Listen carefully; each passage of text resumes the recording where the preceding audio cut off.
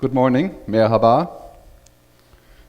It's really great to be here. I love Istanbul, and I've been working in telecom related businesses for the last 12 years as a futurist.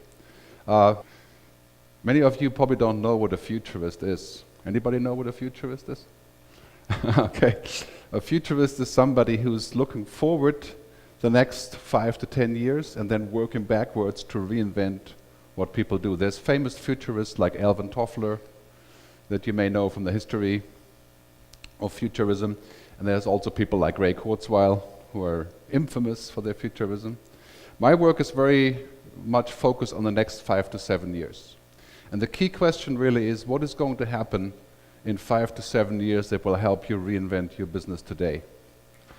And when I was preparing for this event, one thing that is for certain, of course, is that risk will increase. Right? That's probably not new to you, but given that everything in technology is now exponentially faster and bigger, some of the things that we're seeing every single day, they look like science fiction. If you look at movies like Minority Report, Blade Runner, Oblivion, some of those things in those movies are actually real now. For example, real-time language translation is here. You can use an app called Say Hi. Do you remember? You may have tried that sometime. It's $2 for this app, right? It's very powerful. You can speak in real time and have it come out in 24 languages in real time, and the other way around. This is true science fiction. The other day I was in Japan ordering sushi. I was speaking in German. She heard it in Japanese. She responded in Japanese. I heard it in German in real time. Then there's things like big data, artificial intelligence. Almost every single web product that we use, from Google Maps to Google Now to, of course, Amazon, Netflix, has artificial intelligence in it, which means it emulates what people used to do. Right? I'll give you some great examples on this, the way things are going. So my job really is, this expresses my job very easily. I take very complex scenarios and I bring them down to the, hello? It's not working, okay. I have to go back to the old-fashioned way of hitting the button, I guess. Nope. Sorry about that. We tried this earlier, there you go. Okay, so bringing complex things down to the bottom line. And of course, the telecom business is pretty complex. About 1/3 of my work is in telecom, working with carriers and technology companies, and the other one is media, marketing and tourism, a few other key turfs. My company is called the Futures Agency, and our motto is, it wasn't raining before Noah, when Noah built the ark. And this is something that we use a lot to talk to people, because when you're doing well, it's actually a good time to think about the future. When I worked in the music business, I used to be a musician and producer, and later on the internet. I worked with the record labels 1999 to say, the music is going to move into the cloud. Right? Music will be just a click on a button and then you get music. And in 1999 they said that it may be true, but we don't like this. Right? We don't like the idea of technology doing this, right? So they refused, and what do we have today? We have 71% decline on revenues in music, because it happened anyway. So we're going to take a couple live polls, and I assure you that the internet here is not working very well. I'm sure you've tried. So if you have 3G and you can roam, then it's better off if you're using that. We're doing some live polls, and all you have to do is go to this web page if you have a smartphone, paulev.com/futuristgert. We're not doing a poll now. This is just for heads up, okay? But on this system, I have 250 slots for voting. So if I only see 14 people voting, then I know you haven't voted. And what happens if you don't vote? You don't get lunch. Yeah? Anyway, so we have rapid digital transformation in all sectors of society, right? Worldwide, really. And it's interesting to see that the so-called developing countries are taking the lead, actually, on some of these changes. And some of the business models I'll talk about are actually perfectly suited for developing countries rather than developed countries. This transformation is things like, Imagine you have a bookstore. Today, if you have a bookstore, people come to your bookstore, they look at the book, and they scan the code with their phone. Then they go to Amazon, where the book is 3 times as cheap. So rather in Switzerland, you go to the bookstore, it's 40 Swiss francs, like 30 euros. You go to Amazon in the store and order it for 6 euros. And that is pretty much happening everywhere. Now in many restaurants that you go to, the waitress has been replaced by an iPad. So this is actually a big trend in restaurants. You fire half of the waiters, you use an iPad to order, and the other people bring in the food. You shortcut this. The Google self-driving car, you familiar with the self-driving car? It's going to be a while before it gets real. But assisted driving, for example, driving on a highway in a chain of cars, that's already becoming reality. So rapid transformation, starting with the original World Wide Web, 1984, of course. Now, this is a major driver of change called big data. I'm sure you're familiar with that. But big data basically today means that we have a huge growth of data, but we're only using like 0.05% of this intelligence in the data. Okay. And that'll be a major driver of business models. Google, Facebook, Amazon, those are companies that are essentially like oil companies for data. Right? You've heard the saying before in 2006, data is the big oil, is the new oil. Right? And that's actually true now. The data economy will be more than the fossil fuel, the oil economy in 7 years, roughly $8 trillion per year. The Internet of Things, that's the other big change. Connecting cars, traffic lights, transportation, logistics, our wristwatches, connecting everything with everyone. Also a very scary proposal when you think about what that means.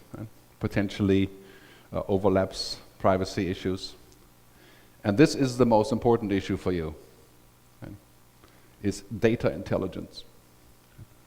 What can the system do that used to be done by people or by simple software by truly becoming intelligent? You know, there's research now from Oxford from last year already that says in the next 20 years we're going to have most things automated and digitized. Anything that can be automated will be. Right? For example, advertising, programmatic advertising, manufacturing. We can lose as many as 45% of all jobs due to automation. So if you're doing revenue assurance today, or you're figuring out how to use software in the future, this will be done with a digital brain, so to speak. Or it's already done with a digital brain, right? But in the future, this brain will be actually intelligent. You can get a preview of this if you go to your app on your mobile phone and bring up the app. It's called Google Now. It's pretty much on every mobile phone. If you're a Google user, you log in and Google Now will tell you what's going to happen for the rest of the day. Your weather, your stock, your friends, the places you should eat, and so on. It's basically predicting things. So this is a very big trend for the near future.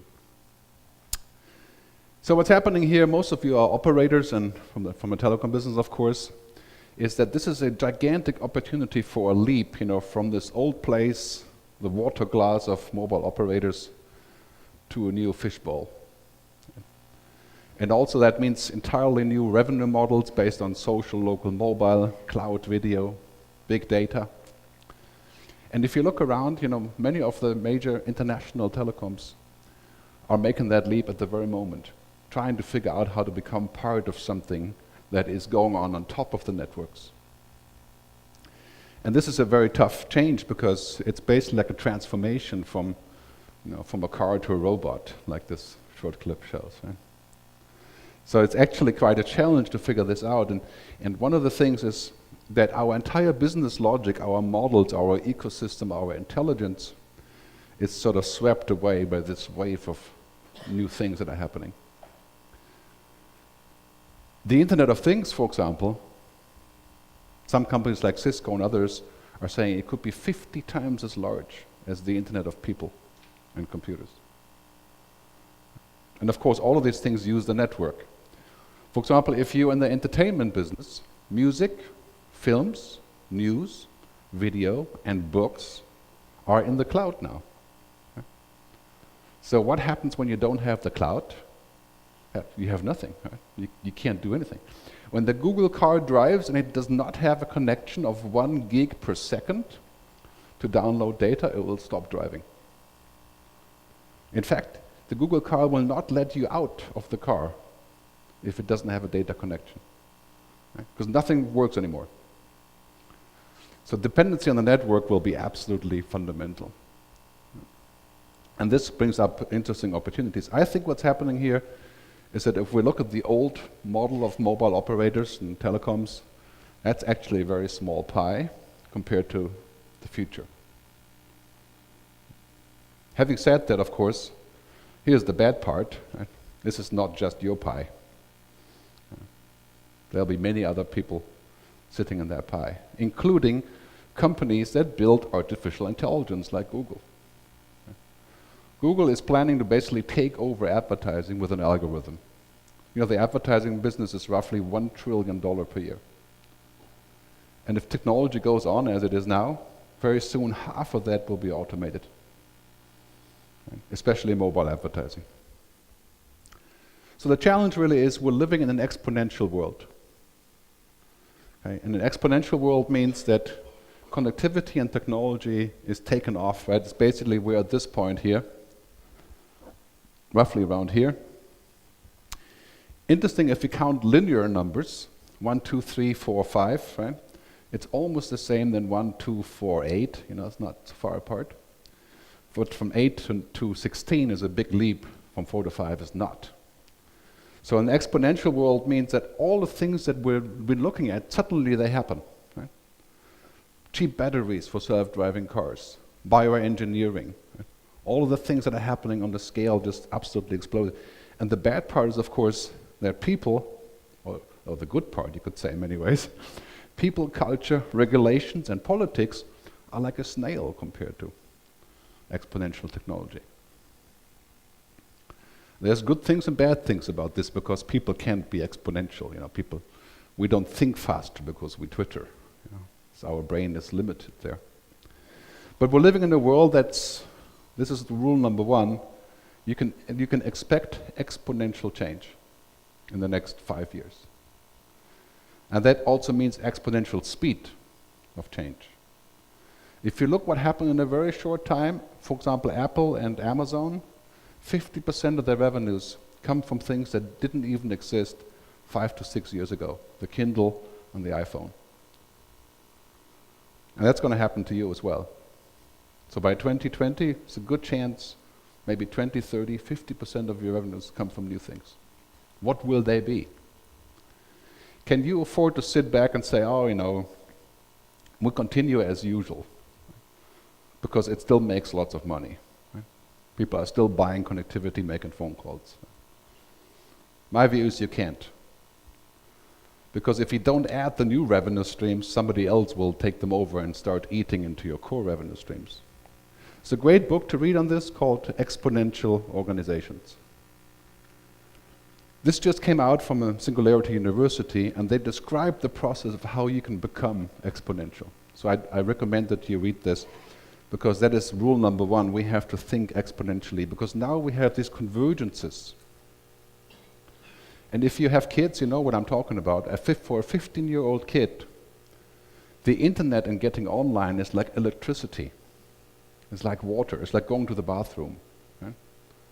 There's no doubt it exists. You know, the other day I went to Zanzibar with my 18-year-old son, and this was the first time in his life that he didn't have internet. Right? So we're on the beach, and he wants to go and listen to music. Of course, doesn't work, right? No internet. So basically, this convergence of on and offline is happening, the convergence of human and machines. I mean, Google Glass, for example, augmented reality, turns us into a cyborg, basically. Right? I don't know if you tried Google Glass, but I'm not wearing Google Glass now, don't worry. But if I was, I could pull up information from Wikipedia while I speak. Right? And the doctor wearing Google Glass can see all the cancer records of every patient in the hospital in real time, right? Turning us into superhumans. That's a scary thought. Because your next step, you know what the next step is, right? No glasses, but a contact lens that does the same thing, and the next step after that is an implant. And this is not science fiction. The Internet of Things has the potential to solve huge global problems like global warming. Because if we connect everything, for example, heating systems, transportation, logistics, we can save up to 40–50% of energy. Procter & Gamble and Unilever have calculated if they connected everything in their containers in the entire process, they can save half the cost of shipping. But they would have to collaborate to make that work, which is probably not going to happen. In entertainment, you know what's happening in entertainment, right? We're going from a broadcast world to a broadband world.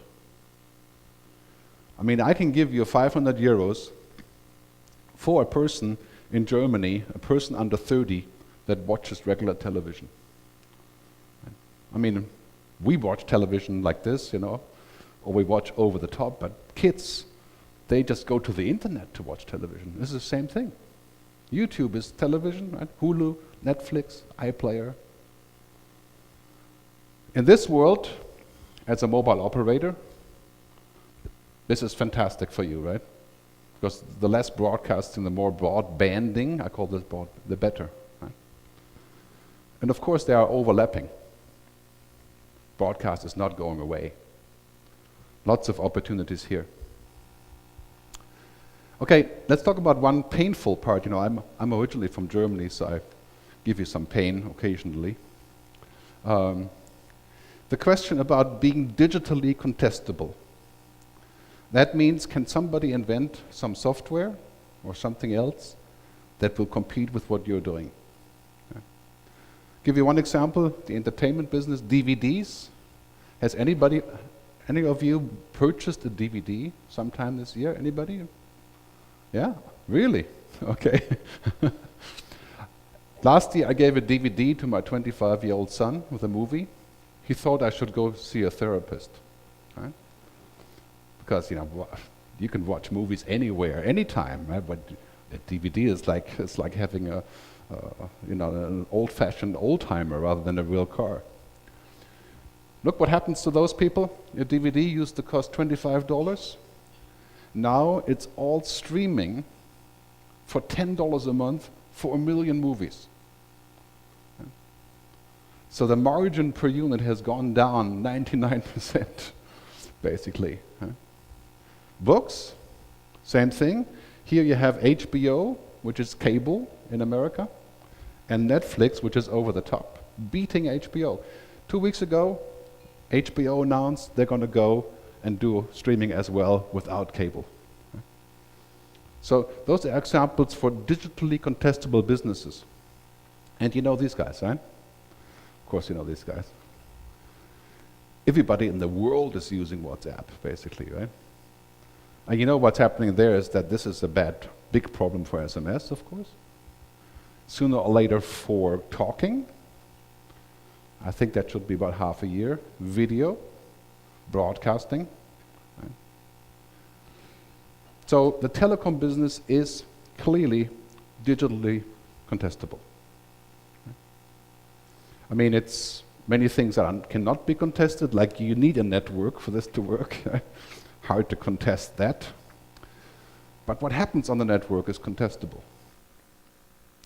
We're moving into a future that is completely visual. Right? 80% of internet traffic by 2020 will be video and visual media.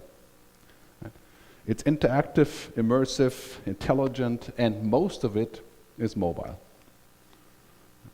So it's a whole new thing happening. For example, this company down here, it's called Magic Leap, is inventing how we're going to watch TV by being 3D and virtual reality on a regular television.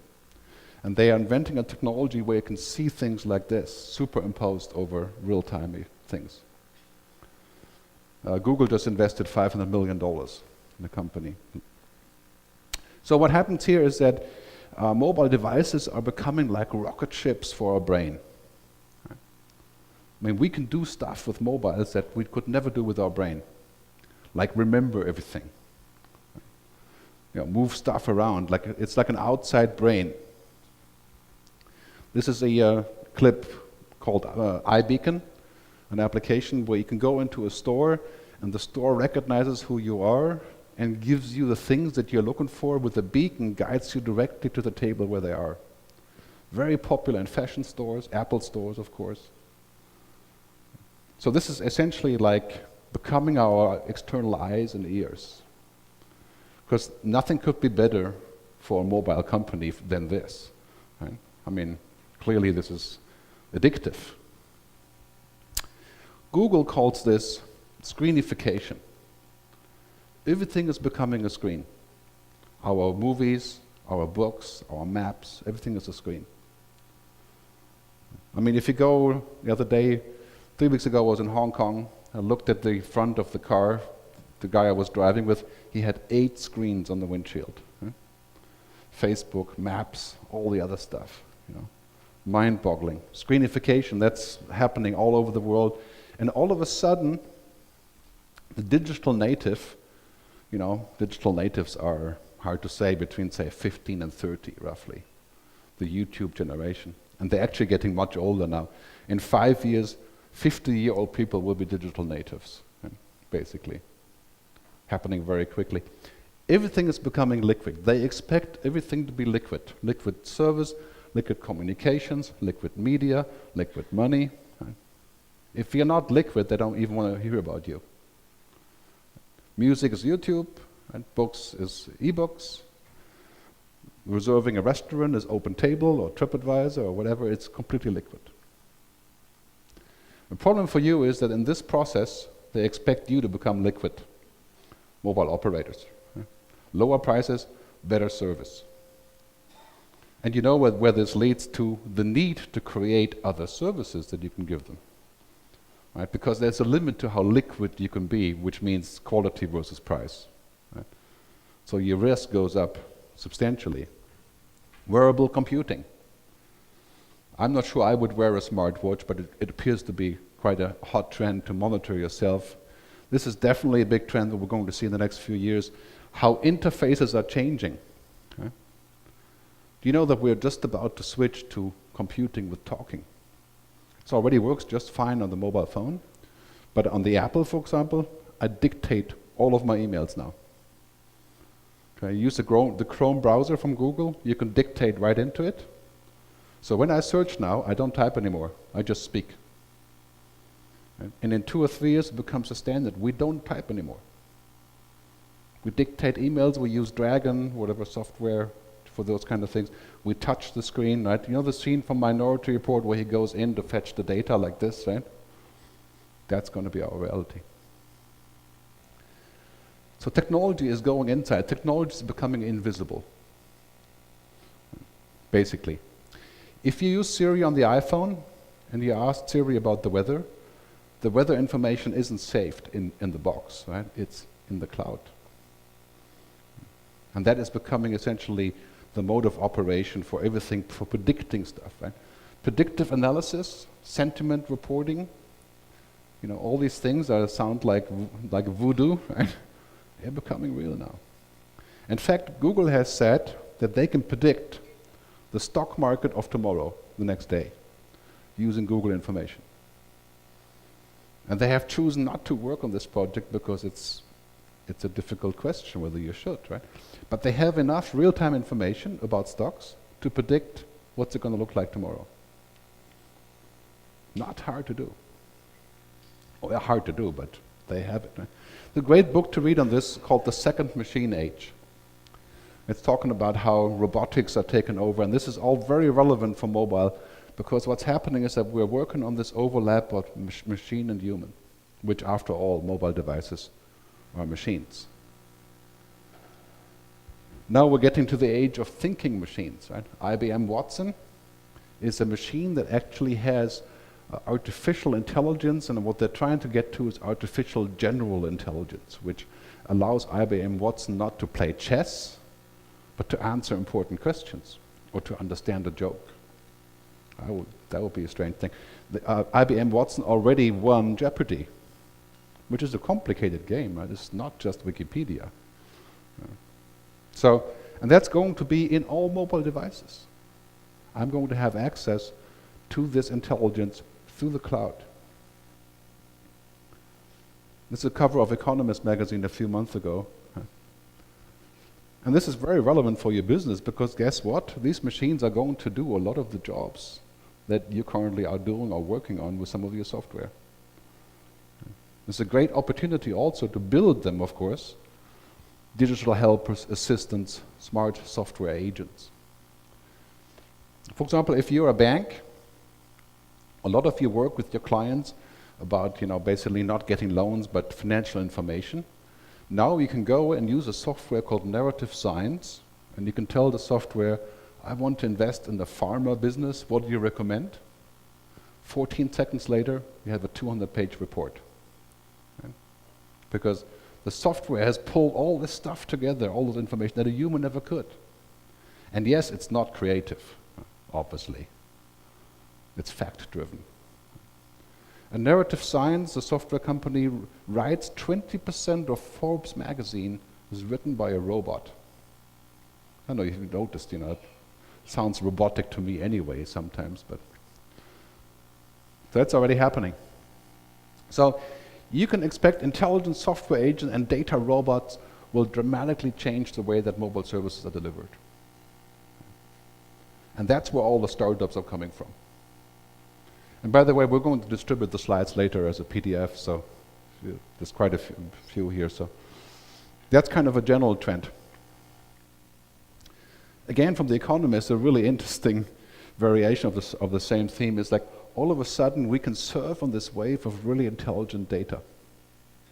Did you know that most companies, they save data, of course telcos and operators save lots of data, but none of that is actually used in a meaningful way. 0.05% in the average. Companies like Google, that's all they do. Right? Derive intelligence, the numbers are staggering. This guy says the combination of big data and smart machines will take over some occupations wholesale, and others it will allow firms to do more with fewer workers. That is the future of software. So rapid automation of business processes is certain. And I call this sometimes, hyper-efficiency. There's great potential here, and then there's, of course, challenges because it can be done by other players. If you're looking, for example, what's happening in the newspaper business, this is a slide about the future of newspapers. Basically what's happening here is that a lot of people have different reasons to buy different things as far as publishing and magazines is concerned. For example, here on the left, you have The Economist, which I subscribe to, and The Economist allows you to listen to the magazine. Right? So, and this is real people voice, not computer voice. So the only reason I subscribe to The Economist is because I can listen to it in the car. And that is the added value. So as a telecom company, you have to start thinking about how much added values can you supply to your customers. Some of it for free, some of it not for free. Right? And that is sort of the mission of what we're trying to figure out for the future. Because now you have this scenario in the next 5 to 7 years. All of the things that have been discussed for the last 5 years are suddenly here, right? Analytics, Internet of Things, robotics, 3D printing, smart homes, genomics, connected healthcare. You have to be a professor to understand all of this stuff, right? It's mind-boggling. You could spend all of your time just looking at these trends. You wouldn't get any work done. So this has huge impact on all of this and, of course, on OSS as well. The future really is this, right? You used to be here, communications and ICT, right? And all the other guys were somewhere else. The other industries, now they're all converging. Learning, education, entertainment, content, transactions, commerce, money, health, right? All converging together. I know this puts the fear of God into many operators. Right? Because, when you did this by yourself, it was a pretty straightforward business model. The future is not going to be as straightforward. Because in a converged future, you're not in charge. These are ecosystems. Right? So basically what that means is amazing opportunities And the challenges, on the one side, I call this telco 1.0, right? The business that's just kind of ending. And over here on the other side, telecom, media, things, money, work, and health, right? It's going like this. Now, I can promise you 99% of all mobile companies in the world, you stay on the left stream, you're dead. Okay? It's my view. Because all the action will move over here and the new revenue streams are over here. There's still plenty of revenue streams over here. Clearly. And you can make that choice. Maybe you don't have a chance. You don't have a choice in some highly regulated countries. It would be difficult to not do that. Right? But most of the action is moving over here. So let's do a poll. You can take out your device. This is the time to show that you are a geek.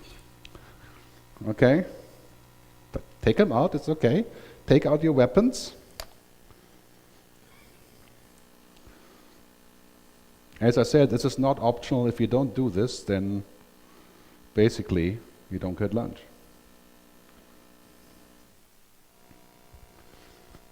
Okay, this is real time, okay?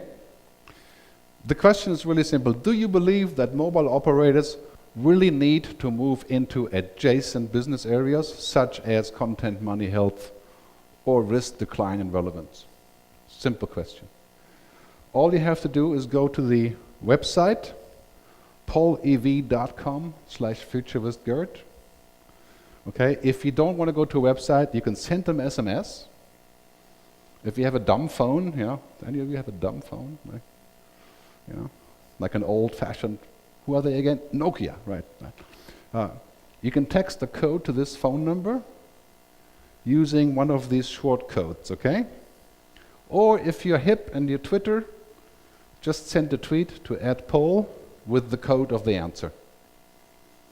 But by far the easiest is to use the website, polev.com/futurewithgert.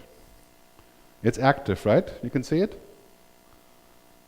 Hello? Yes? I realize this is very early, but Huh? Don't log in. Just go to polev.com/futurewithgert. There's a login option, just ignore it. See, it seems to work. We do have responses here. Now, if you don't respond, your wishes will be ignored, clearly. Okay, there we go. That's good. You're finally getting it, right? You can be ready for the future. Okay. Everybody know how this works, yeah? Okay. Again, the simplest way, if you don't want to go on the web, send an SMS to this number. Okay? And use one of the short codes here. A little bit hard to see the short code now, for some reason.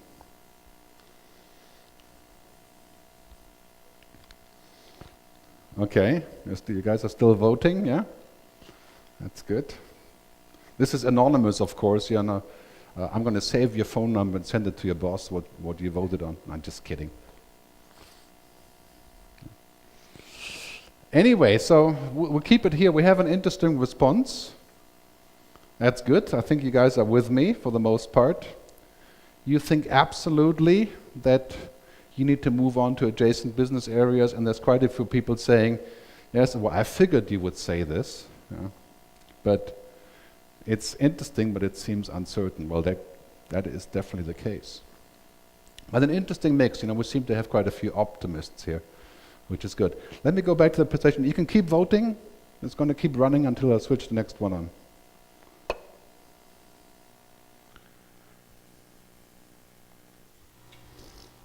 All right, so here are some challenge opportunities for operators and for OSS and BSS providers. The biggest challenge, of course, is this, right? User control. I mean, it's mind-boggling how much control users want, what they want to see, how much empowerment they want. This is great for us as consumers, but it's a pain for providers. Right? I mean, the stuff that people are expecting from anything. If you look at, for example, the music business now, it's all over the top streaming like Simfy or Spotify. Right? People are expecting 18 million songs for $10 a month.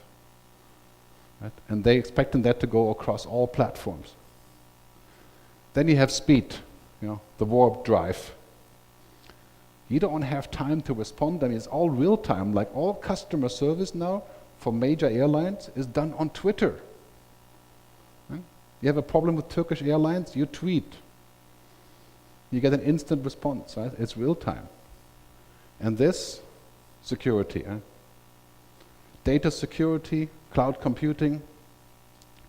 When our entire life moves into the cloud, if we don't have security, we don't have management of data, we don't have standards, we're screwed, right? Because that is the worst case scenario. Your health records, your banking, your information, your shopping, your car travel, everything in the cloud, but it's not secure. Like we heard last year, the summer of Snowden, NSA. That's a bad thing. I mean, there are an estimated $28 billion lost in the US economy because of NSA Snowden affair and the insecurity over cloud computing. In Switzerland, where I live, 45 companies have been started to offer Swiss cloud computing under Swiss law, as a result of this whole discussion. So security is crucial, and here's a great quote from Peter Drucker, management guru, who has some of the greatest book in this business. He wrote, "The greatest danger in times of turbulence is not the turbulence and change itself, but to act with yesterday's logic." And I tell you, because I've been doing this now for 10 years, mobile operators and telecoms love to act with yesterday's logic, because it's safe. But I'm here to tell you that if you act safe and you don't take a risk, it's actually very unsafe. It was safe until now. But now you have things happening that require us to think and take more risks. My friend Simon Torrance from Telco 2.0 has calculated the brutal decline in core revenue for European telecoms, and I'm sure this is not news to you. In developing countries, it looks better. But mobile operators are heading towards a total business model reboot. I know you've heard this before, but it's finally true, because the convergence of technology has brought this to us. The tough mission, if you're in this business, redefining ROI. Right? So forget about return on investment for a second. It's return on involvement. Yeah. How involved are your customers, your partners, the other companies in the business around you, and the ecosystem? And this is, of course, the Google mantra, right, and the Facebook mantra. That's how they build their business. Right? They invest to get people involved. Don't tell your CFO. Right? You'll not be happy with that. But just like this little clip, which is taken from Tiffany Schlane's movie, it's all about interdependence now.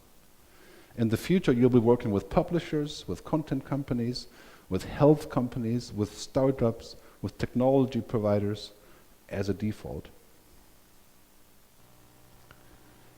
And of course, you know this, that industry definitions and borders are dissolving. I mean, see what just recently happened. Google Wallet, right? Google has a banking license. Facebook has a banking license.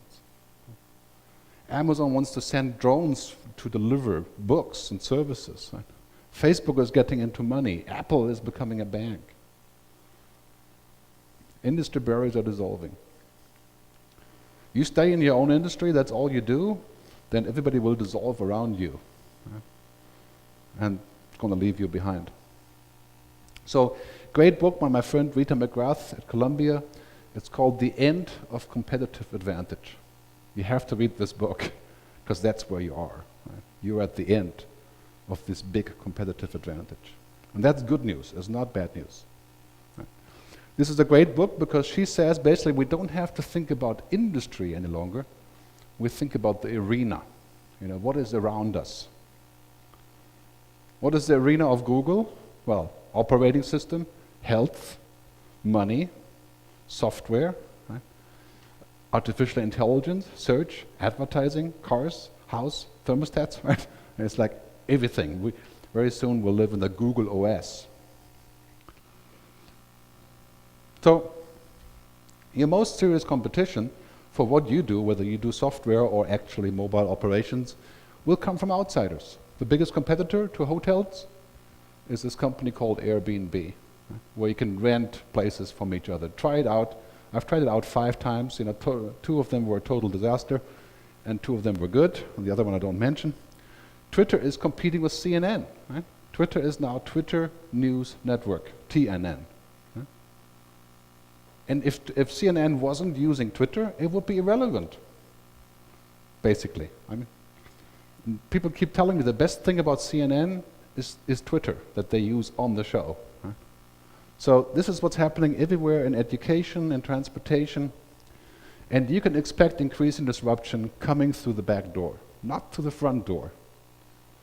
Airbnb didn't go to the hotels and said, can we make you superfluous? Right? Can we kill your business? They came to the back door by going through 60% unused property in each city, which people are just not using. Right? Mind-boggling. It's all about fancy places and different kinds of places and trust. Right? Trusting strangers.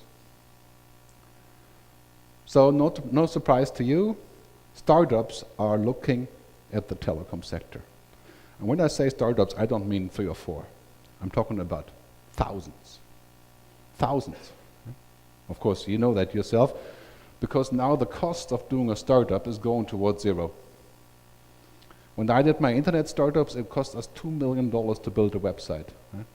Now I can use a bunch of WordPress plugins to do the same thing. Great saying from this guy, David Rose, who says, any company designed for success in the 20th century is doomed to fail in the 21st. I don't agree on that dramatic position, right? But it rattles the brain when you think about who you have to be in the 21st century. Here are some of the startups. Right? You go to this website called angel.co, where you can see how many companies got funded. Right? The number yesterday was 6,177 companies in the area of mobile software and all of the turfs that we're in here. 6,177 funded. Right? So it's crucial to look at this. You know, sometimes the assets of the past become the death wish of tomorrow. Of course, a mobile network is not a dead asset, right? But it leads you into a certain direction of thinking. Right? And that's still going to be ultimately very important. But look at this, what's happened, for example, in book publishing. The French company Hachette, with a nice office building, and now this is no longer needed because books are becoming e-books. Right? You don't print anymore. And their business model is radically changing. So the switch from the long-term competitive advantages, a great network, great technology, great infrastructure, great software, yes, but what is the future is what's been referred to as a transient advantage. You know, that's an advantage you use as long as it goes. You get ready for the next one, you run the next one. Compare Barnes & Noble bookstore with what Amazon is doing, right?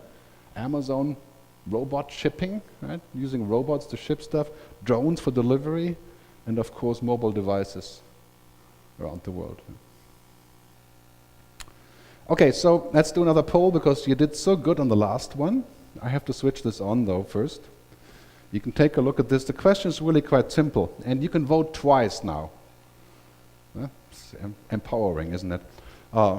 So you can tell me what is the most powerful new opportunities for mobile operators in the that you're in. Let me switch. I have to switch this on first before you can actually do this. So just 1 second. I think we're still on the old one here. I do hope that the internet is working. Yes, yes, we are successful.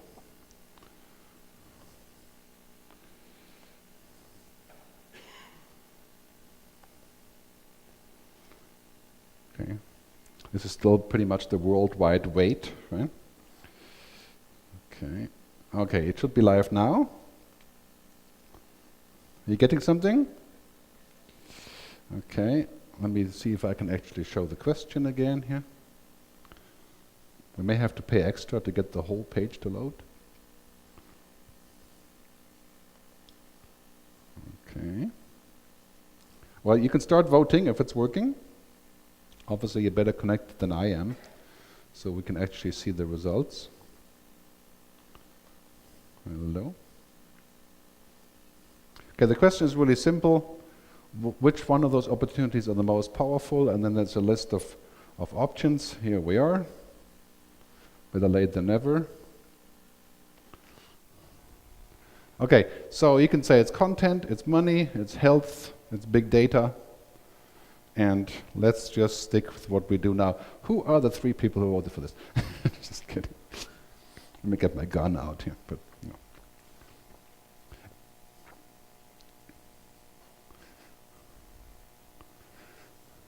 Okay, very interesting. So we got a pretty good spread here. If you want to comment why you voted, let's stick with what we have, please. Feel free. Okay, good. You voted on this. Okay. Okay.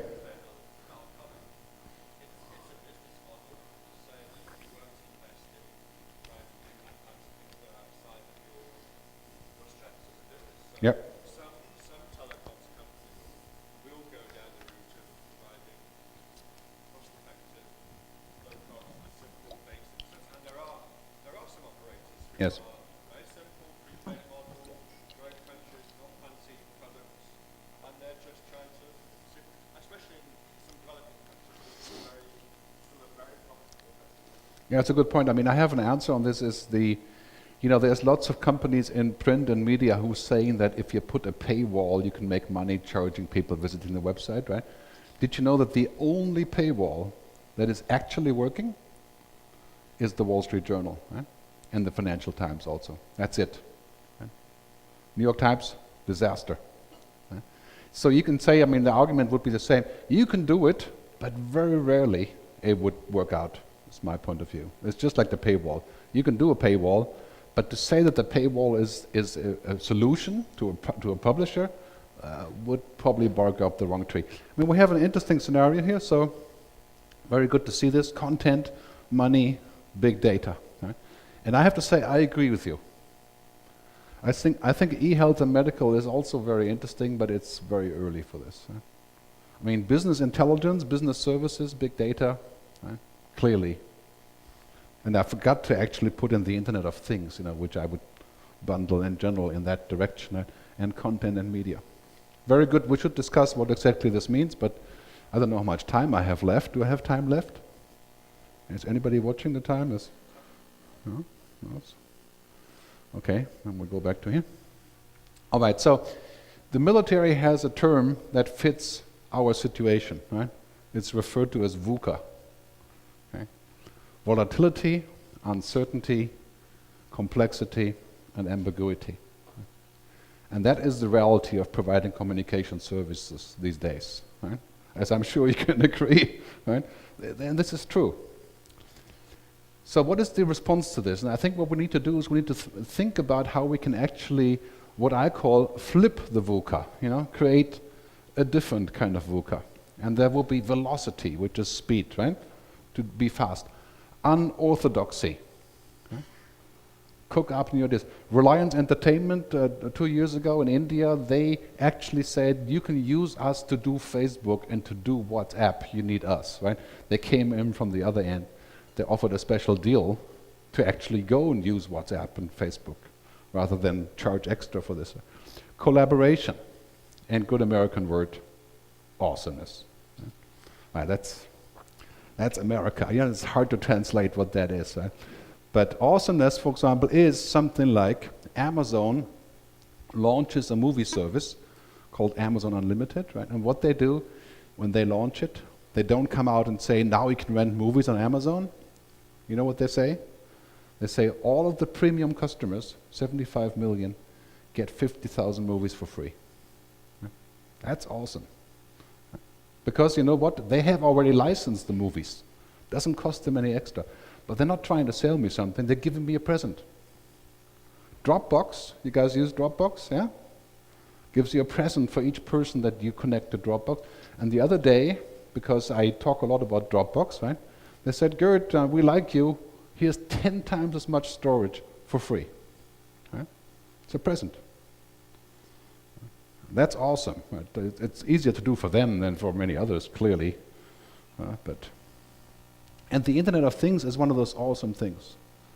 And I think what's happening here that we can say the Internet of Things could be heaven or it could be hell, depending how you look at it. Right? And this is the challenge, for example, with big data is the same thing. It can be fantastic to be this intelligent, but to know everything and to be able to use that everywhere can be rather scary. Right? Can have huge privacy issues. And so it's a bit of a hell-vent scenario. Imagine a world where all the cars are connected. The benefit of that is clear, but would you want the police to know everywhere you drove for the last 7 years? Right? That could be hell. Right? It could be heaven for other reasons, but hell for others. All of the home connect. I mean, this is where we're going, right? Regardless of what we want, this is going to happen. Right? Because technology makes it possible. You know, one of those sensors now costing something like 0.4 cent. They used to be $500. So, I mean, clearly this is the future we're going into. We're going into this opportunity of convergence of cyberspace, you know, online, and meat space, which is, you know, us, called meat space, right? For example, this thing called Uber, you guys know Uber, right? A taxi company. I use all the time. You can call a taxi through an app. It's a private driver, essentially. You can buy, in many cities, you can buy their services. This only works because of mobile technology. And now there's the first mobile companies who are using this, for example, Verizon, right? Verizon just launched a car-sharing service. And I think it's called Autocar, or what is it called again? AutoShare, yeah. A little bit confusing name. You know what Verizon did? They're not a car company. They said, you can rent out your own car by using the Verizon app. You put a sticker on your car with a QR code. Somebody walks up and wants to rent your car. If they're signed up, they can unlock the car with the app and pay you and drive away with your car. A car-sharing thing that was rolled out in a couple of weeks. I mean, pretty amazing scenario for a mobile operator to get into the car-sharing business. Did it take a lot of technology? Not really. Okay. And then we have this whole trend on what's happening with artificial intelligence I mentioned before. You have to watch this trend, because that is the future of software. It's a scary thought that all of the internet companies are investing. Every single company in artificial intelligence has been purchased by Facebook, Google, IBM, Microsoft, or others to take care of the heavy lifting that used to require thousands of people. For example, in the future, a call center, customer service, machines. Can a machine respond when I'm saying, you know, I'm pissed off about my flight delay? Machines can do that pretty well now, actually. They're not human, but you know, they work tiredly forever. Right? You don't have to pay them. So this is clearly going to happen in this regard, and now data is essentially becoming the main driver of this. Right? I mean, it's mind-boggling to see this app called Google Now. If you look at this, you're seeing the future of customer service. Big data has been described many times, but you know, this is why I'm happy you voted like you did. I mean, the map of big data, McKinsey is saying we're looking at roughly $7.5 trillion a year in revenue streams from big data by 2020. Bigger than the oil business. So it's very, very powerful stuff. Everyone and everything is becoming a source of data. Now there is a scary thought, but it's also a powerful thought. Right? Could be heaven, could be hell. This cartoon says, 1993, on the internet, nobody knows you're a dog, 1993. And 2013, on the internet, everybody knows you're a dog. Right? There's the difference. Right? The internet has gotten a lot smarter. And Cognizant has an interesting video. They call this idea the code halo. Every person has like an information halo around them, right? And they're actually quite serious about this. They have a book called The Code Halo. Right? That you should read this. It's funny and serious at the same time. But every person has this concept of being surrounded by data, right? Clearly a very powerful concept, but also some very potential, you know, unintended consequences that could come out of this. Right? Super intelligence, right? Seeing all the way through. I think this is an illusion. We're never going to see all the way through, but we're going to see better. Right? So usually what happens when you run a business, you can see this far, right? And that's it. And that's not good. Because all the friction that you have not making decisions and stuff, I'd be happy to look, up to here in the future. I think that is more realistic. And as I said before, part of this problem that you have to avoid at all costs is to abuse people's data. Right? Yes, we scan. Not a good idea. Right? Because in the end, you're in this business, right? You're in the technology business, but the flip side of technology is trust. Right? You break the trust with your customers, and then you're finished. Right? So this is a very important thing to remember. You have to avoid this kind of big data disaster. For example, data going out where it's not supposed to go, or the wrong API connecting to the wrong people, and things like that, right? You want to avoid this at all costs. You want to avoid big data should not be Big Brother, right? Nobody wants that. Not a good business model to make big data Big Brother, right? People will not comply with this, right? So cybercrime, of course, there's people saying that 50% of all military spending in the next 5 years will be cybercrime and cloud computing. 50% military spending. Yeah. No more soldiers, all in the cloud, right? Soldiers in the cloud, so to speak. And of course, cloud security becomes mission critical. We've discussed this earlier. You can see already what happened with the NSA revelations, how much money was lost as a consequence. So this is really quite serious. Let me do a quick summary, and then I'm off the stage. Point 1, technology is changing our world exponentially. You don't have time to wait. Exponential means that while we're waiting, the world has doubled in output. And Moore's law is 18 months now. The fact is, every 12 months, we're getting major innovations in technology and culturally that are changing the way that we do business. It is very likely that by 2020, sometimes half of your business comes from new revenue streams. What are they? You have to figure out what they are. Mobile services pie is likely to be much larger. I call this telemedia. If you want to know more about my concept of telemedia, just go to YouTube and put in telemedia. Lots of videos on this. Industries are convergent.